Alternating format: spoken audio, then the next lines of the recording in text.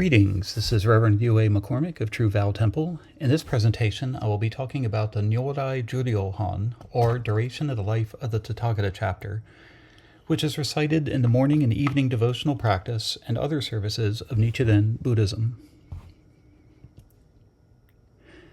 In this video, we will cover the following portion of the Juryo-hon. Jiju zei dai ga jo zai shi shaba se kai se po kyo ke yaku o yo sho hyaku sen man noku na yu ta asogi koku do ri shujo. Which means, since then, I have been constantly living in this Saha world, expounding the Dharma, teaching and transforming sentient beings. And I have also been in other places, in 100,000 trillion Nayata Asamkhya lands, guiding and benefiting sentient beings. An important term from this passage is Shaba Se Kai, which means Saha world. The Sanskrit term Saha literally means endurance, so this world in which we live is the world of endurance. What must be endured is the suffering caused by greed, hatred, and delusion. The Saha world encompasses all 6 realms of transmigration, so it is inclusive of the hell dwellers, hungry ghosts, animals, fighting demons, humans, and heavenly beings. However, in this passage, the Buddha is stating that since he attained Buddhahood in the remotest past, he has been constantly living here, expounding the Dharma, teaching and transforming sentient beings. If that is so, then this world is actually the Pure Land wherein the eternal Buddha resides. In the contemplation of the Universal Sage Bodhisattva Sutra, which concludes the Threefold Lotus Sutra, it says, Shakyamuni is called Vairochana, the all-pervading. This Buddha's dwelling is called Eternally Tranquil Light. In the words and phrases of the Lotus Sutra, Tiantai Jiri teaches that the Dharma body is called Vairochana, the reward body is called Rochana, a derivative of Vairochana, and the accommodative body is called Shakyamuni. But these 3 are one eternal Buddha who resides in the Pure Land of Tranquil Light, which is what this world truly is when seen with the eyes of a Buddha and not delusion. In the Vimalakirti Sutra, the Buddha taught that bodhisattvas purify the world by purifying their minds. Shariputra asks the Buddha why, if that is so, does this Saha world that Shakyamuni Buddha presides over have so many impurities? It is explained to Shariputra that the problem is that his own mind is incapable of seeing the true nature of the world. The Buddha then nudges the cosmos with his toe, and it is transformed into a Pure Land. The Buddha explains, My Buddha domain, Shariputra, is always like this, but it is in order to mature inferior living beings that the realized one makes it appear marred by so many defects. Shariputra, living beings reborn in a single Buddha domain see the splendid qualities of the Buddha domain of any Buddha according to the purity of their minds. The point of this passage is that through our practice, as we purify our minds, the Saha world will become more clearly the Pure Land of eternally tranquil light of the eternal Shakyamuni Buddha that we have been living in all along. Speaking of viewing the world with diluted perspective, another term in this passage is shujo, which means sentient being. This refers to all the living beings of the 6 realms of transmigration and those of the 4 noble states as well.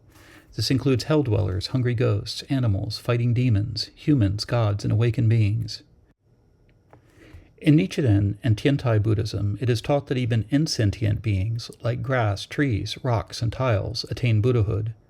Nichiren argues in his Kanjin Hanzan Sho, Contemplation of the Mind and the Focus of Devotion, that this is what is truly difficult to believe and understand, but that this is what the teaching of the 3,000 realms in a single thought moment implies. All things are encompassed by the single thought moment that can be a moment of delusion or a moment of awakening. And even if it is a moment of delusion, it is one that includes awakening and can therefore lead to and become awakening. No phenomena is left out of this Dharma realm of the mutual possession of the realms of delusion and awakening. Another important term in this passage is the, or benefit. This ideogram can also be translated as profit. The character the is often a compound with the character Yaku, so the Yaku means benefit.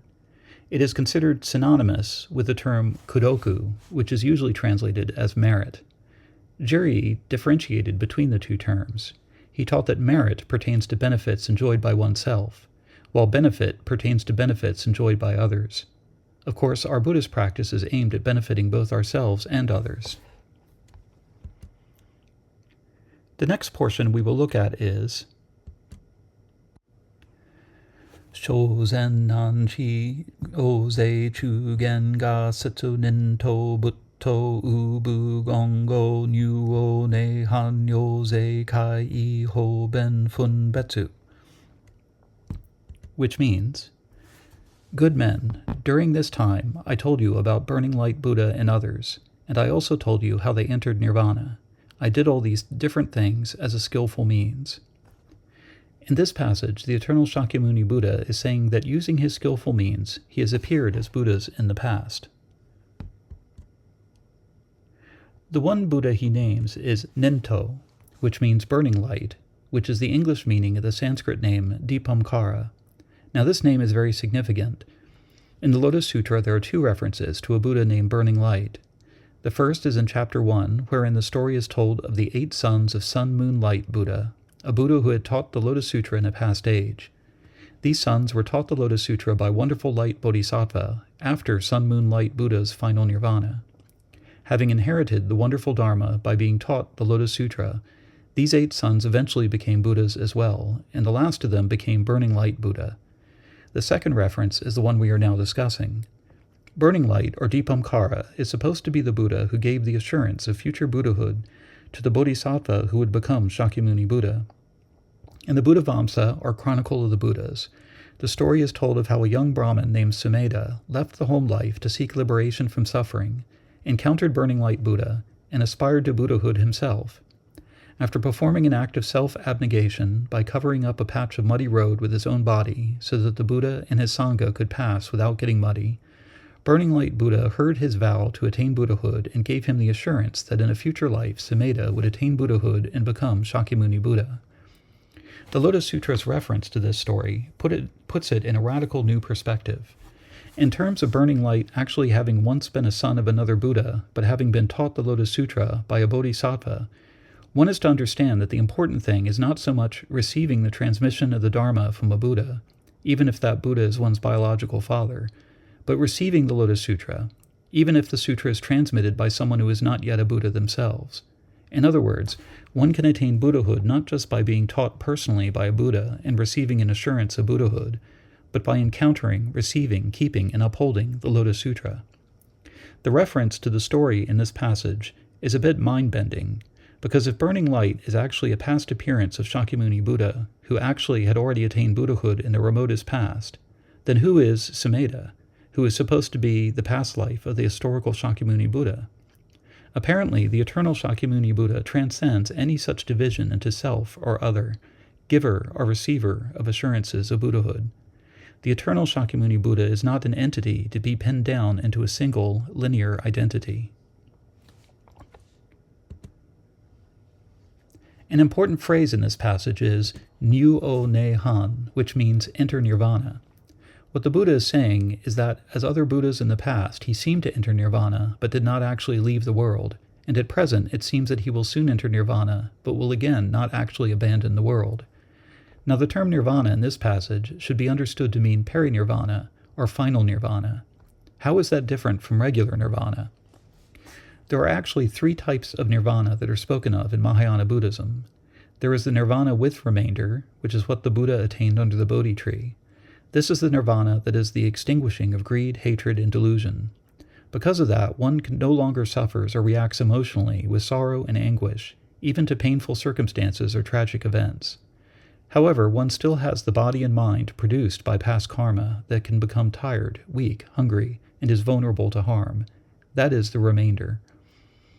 When a Buddha, Arhat, or privately awakened one dies, they are said to have attained nirvana without remainder. This means that even the karmic remainder of the weak and vulnerable body and mind has now passed away, and there is no longer any karmic remainder that will bring about a new rebirth within the 6 lower realms of suffering. This nirvana without remainder is also called peri-nirvana, or final nirvana. In East Asian Mahayana Buddhism, this kind of nirvana is sometimes disparagingly referred to as reducing the body to ashes and annihilating consciousness. Now Shakyamuni Buddha made it clear that he was not teaching the annihilation of a self, because there is no substantial self to annihilate. He only taught the annihilation of greed, hatred, and delusion, and putting an end to the cycle of karma and compulsory rebirth in the 6 realms. The historical Buddha refused to say what happens to an awakened person after death, whether they continue on in some way or not. In Mahayana Sutras, however, we find the teaching that what Buddhas actually attain is the nirvana of non-abiding, which means that due to wisdom they do not abide in the 6 realms, but due to compassion they do not dwell in a nirvana or extinction that would mean abandoning the 6 realms.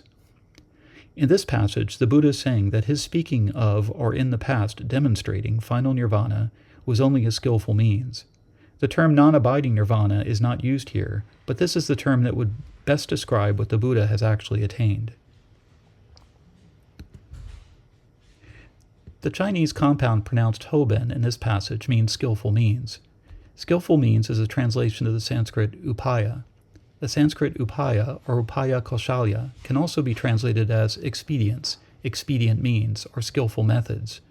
For a fuller treatment of this concept, please see the first video in the playlist on the recitation of the Hobenpan, the skillful means chapter of the Lotus Sutra.